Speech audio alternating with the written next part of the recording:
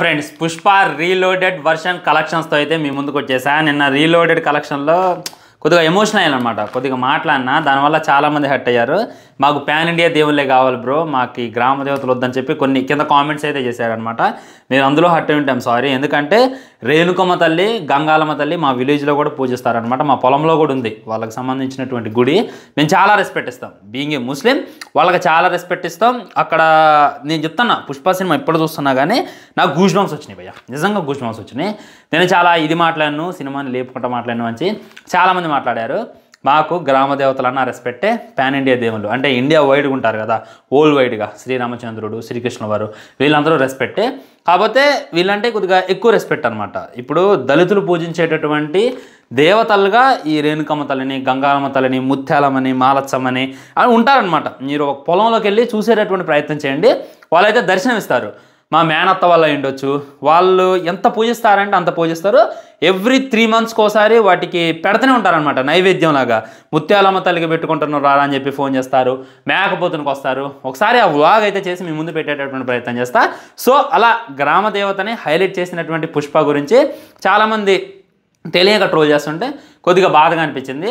అందుకే అలా మాట్లాడేసాను అనమాట. మీరేమైనా హర్ట్ అయ్యంటే I'm so sorry for that, so sorry.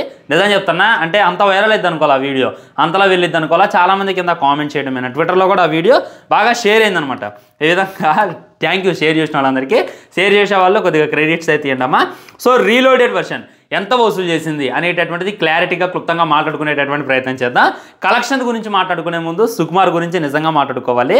ఏమయ్యా సుక్కు గారు, మిమ్మల్ని అసలు ఏమనాలి? ఎంతమంది ట్రోల్ చేశారో తెలుసా? చాలామంది సినిమా రిలీజ్ అయినప్పుడు 40 రోజుల కంటైనర్లో ఎలా ఉన్నట్రా అనేటటువంటిది ట్రోల్ చేశారు. జపాన్ వాళ్ళ దగ్గరికి ఎందుకు వెళ్ళినరా అనేటటువంటిది ట్రోల్ చేశారు. ఇంటి పేరు ఒకటైనా, ఇంకేం అక్కర్లేదా పుష్పరాజ్ గారికి అని చెప్పి ట్రోల్ చేశారు. జాలిరెడ్డి గారు ఏమైపోయినరా, బన్వర్షన్ షికావత్ని ఎందుకురా తగ్గించి చూపించారు. ట్రోల్ చేసిన ప్రతి దానికి రీలోడెడ్ వర్షన్తో అయితే సమాధానం ఇచ్చేటటువంటి ప్రయత్నం చేసిండు. మీకు ఒరిజినల్ సినిమాలో సుకుమార్ గారి మార్కు కనపడిందో లేదో, నాకు కూడా కనపడలేదు అనమాట. మన బాయ్ తప్ప ఎవరు కనపడలా. కానీ ఈ రీలోడెడ్ వర్షన్లో చూసుకున్నట్టయితే సుక్కు గారి మార్కు క్లియర్ అండ్ కట్గా కానొచ్చింది. దాంట్లో అయితే డౌట్ పెట్టుకోవాల్సిన అవసరం లేదు.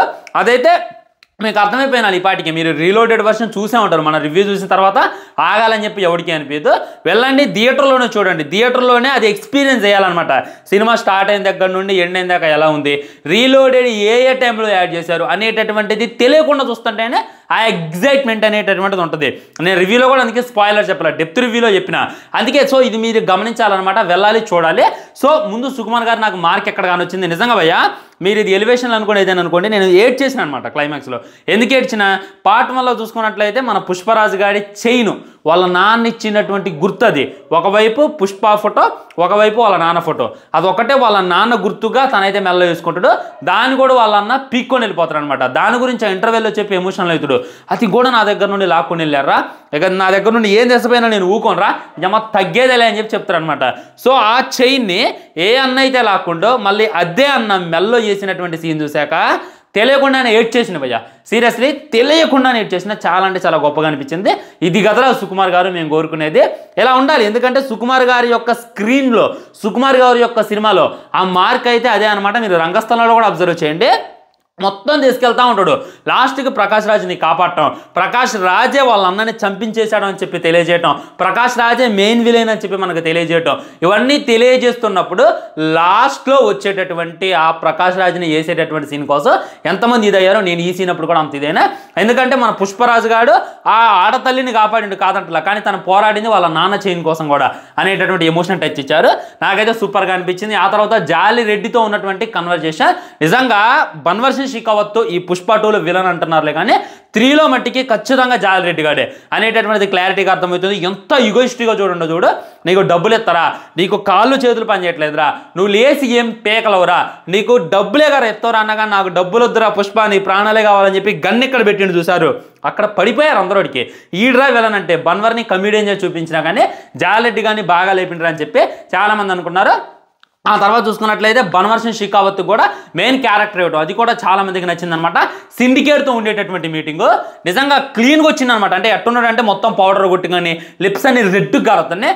దాన్ని చూసి బాయ్ నువ్వు ముస్లిం అని చెప్పి చాలా మీమ్స్ అయితే నాకు గానొచ్చినాయి అనమాట. వాళ్ళందరికీ నేను చెప్పేది ఏంటంటే జాతర నుండి వచ్చేసింది అనమాట.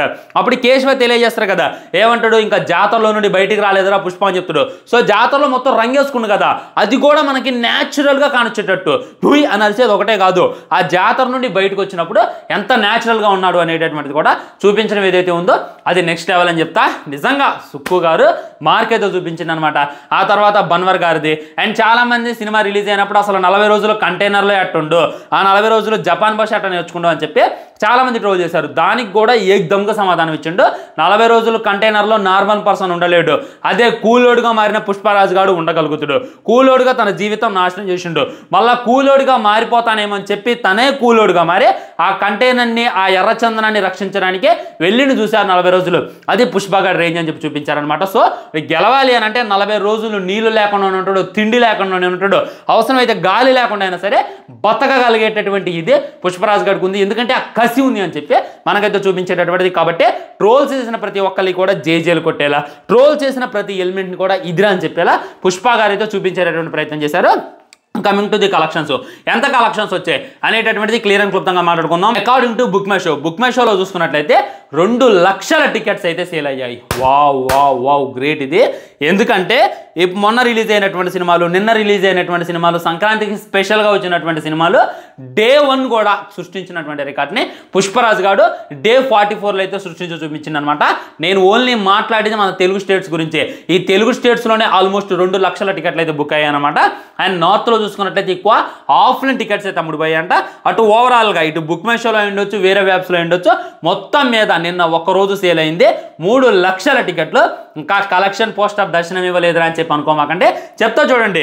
మన గూగుల్ కథనం ప్రకారం 1256 కోట్ల నెట్ కలెక్షన్స్ అయితే రావడం జరిగింది. ఇది ఏదైతే ఉందో నెట్ కలెక్షన్స్, గ్రాస్ వేరు ఉంటుంది అనమాట. దీనికి మీరు డబల్ అనుకోండి, అది గ్రాస్ వచ్చినట్టు. మరి డబల్ అంటే డబల్ కాదు, ఒక 800-900 యాడ్ చేయండి, అది గ్రాస్ వచ్చిన అనమాట. ఆల్మోస్ట్ 2000 కోట్ల దగ్గరగా పుష్పరాజు గారు ఉండు అని చెప్పి ఇంకా క్లియర్ అండ్ క్లుప్తంగా అర్థమైపోతుంది. 200 టికెట్లు సేల్ అవ్వడం అంటే మాటలు కాదు, అది ఎవడ వల్ల కాదు, అది ఆయన వల్లే అయింది అని చెప్పి నిరూపించారు. నిజంగా పబ్లిసిటీ అయితే వాళ్ళు ఏం చేయలేదు, జస్ట్ ఒక ప్రోమో రిలీజ్ చేశారు, ఒక ప్రెస్ మీట్ పెట్టలేదు, ఒక అనౌన్స్మెంట్ ఇవ్వలేదు, జస్ట్ అలా ఇక 17వ తారీఖు రీలోడెడ్ వర్షన్ వస్తుందని అని చెప్పారు. పోస్టర్స్లో కూడా ఎక్కడ వేయలేదు. ఇవాళంటే బుక్ మై షోలో ఉండొచ్చు, వేరే యాప్స్లో ఉండొచ్చు, కానొస్తుంది అనమాట రీలోడెడ్ వర్షన్ అని. కానీ నిన్నైతే ఏమాత్రం కానరాలేదు. అయినప్పటికీ జనాలు అయితే ఎగబడి రావటం మనం చూసాం. సంధ్యా థియేటర్లో ఉండొచ్చు, ఆర్టీసీ ఎక్స్ క్రాస్ రోడ్లో అయితే భయంకరమైనటువంటి సెలబ్రేషన్ చేయడం అయితే నేనైతే నా కల్లారా చూసినా అనమాట. సో ఇక్కడ ఏమర్థమవుతుంది మీకు, అదేంద్రా సీట్లు ఖాళీగా ఉన్నా కానీ వీళ్ళు ఫేక్ కలెక్షన్స్ చేసుకుంటున్నారా అని చెప్పి మొన్నటిదాకా చాలా మంది అన్నారనమాట. రీలోడెడ్ వర్షన్ ఎగస్ట్రా 20 నిమిషాలు చూడడానికి ఒక్కొక్కడు 4 గంటల టైము, 200 రూపాయలు పెట్టుకొని వచ్చి నిన్న ఇంతలా ఎగబడి చూశారు అని అంటే వాళ్ళకి అది నచ్చినట్టే కదా. ఇప్పుడు కొన్ని సినిమాలు ఉన్నాయి రీసెంట్గా వచ్చిన ఫ్లాప్ అయినాయి అనమాట, దానికి ఎగస్ట్రా 20 నిమిషాలు కాదు గంట యాడ్ చేయండి, 2 గంటలు యాడ్ చేయండి, వస్తారా జనాలు? ఈ రేంజ్లో వచ్చి సెలబ్రేషన్ చేస్తారా? చేయరు. ఇక్కడ సినిమాకి పాజిటివ్ వైబ్ అనేది తెలియదనమాట. పుష్ప ఏదైతే ఉందో చాలా బాగుంది. రీసెంట్గా వచ్చినటువంటి ప్రతి సినిమాని తలదన్నేలా నిలబెట్టిండు. అల్లు అర్జున్ యాక్టింగ్ బాగా చేసిండు. 3 గంటలు కాదు 4 గంటలు ఉన్నా కానీ సినిమాలో స్టోరీ ఏమాత్రం లేకపోయినా తన యాక్టింగ్తో అలా ముందుకు తీసుకెళ్లేటటువంటి ప్రయత్నం చేసిండు. పుష్ప మాకు నచ్చింది కాబట్టి రీలోడెడ్ వర్షాన్ని మేము చూడడానికి వస్తున్నాం అనేటటువంటిది తెలియజేయడం అనమాట. ఇంకా బాగా కలిసి వచ్చింది ఏంటంటే టికెట్ రేట్స్ బాగా తగ్గించారు. రీసెంట్గా రిలీజ్ అయినటువంటి ప్రతి సినిమాకి టికెట్ రేట్స్ హై ఉన్నాయి అనమాట. 150, 250కి అయితే తక్కువలో. కానీ పుష్ప టీం వాళ్ళ పల్స్ తెలుసుకుంది 115 రూపాయలు, 100 రూపాయలకి, 70 రూపాయలకు కూడా టికెట్స్ అయితే తక్కువగా అమ్మారనమాట. దీనివల్ల కూడా ఎక్కువ మంది జనాలు రావడం అయితే ఇదైంది. దీనివల్ల ఫ్యామిలీస్ కూడా ఇదయ్యారు. నిన్న ఆదిత్య ఆల్మోస్ట్ ఫుల్ అయింది. ఖమ్మంలో 2 థియేటర్ కైసి ఇచ్చారు, 2 థియేటర్స్ కూడా ఫుల్ అవుతున్నాయి. ఇవాళ కూడా బాగా నడుస్తుంది. రేపు చూసుకున్నట్లయితే వీకెండ్, మనకైతే ఎల్లుండి అంటే మండే లేదా సండే ఈవినింగ్ పోస్టర్ వచ్చేటటువంటి అవకాశాలు ఎక్కువగా కానొస్తున్నాయి. నా గెస్సింగ్ కరెక్ట్ అయితే 2000 కోట్లు కొట్టింది పుష్ప అనేటటువంటి పోస్టర్తో ఖచ్చితంగా వాళ్ళు వస్తారు భయ్య.